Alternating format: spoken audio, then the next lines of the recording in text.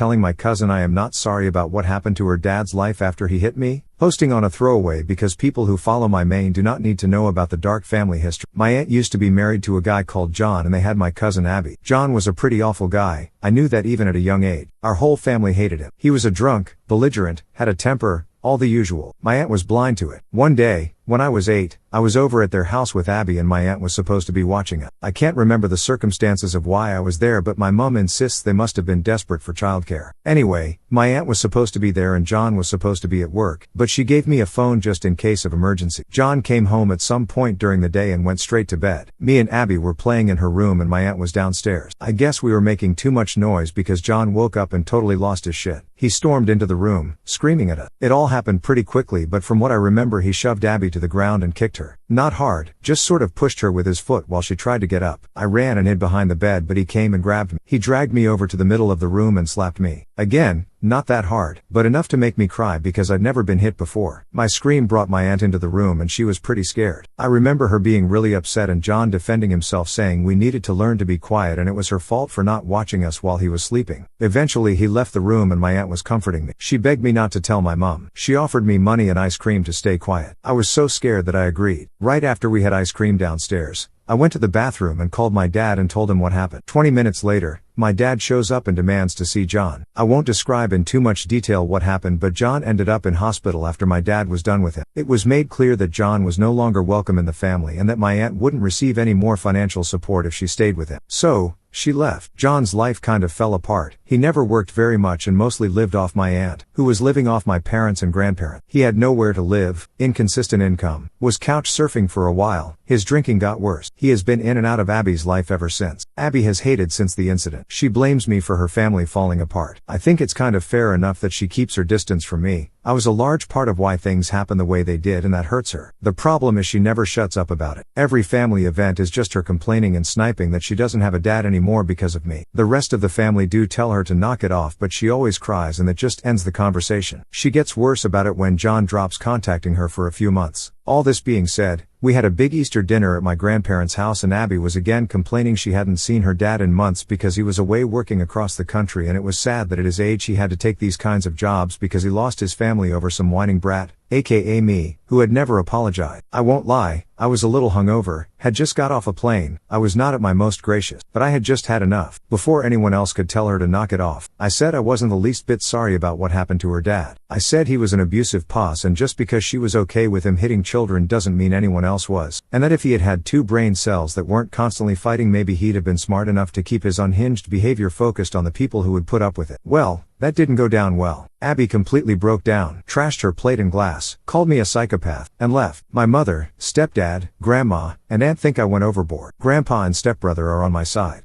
AITA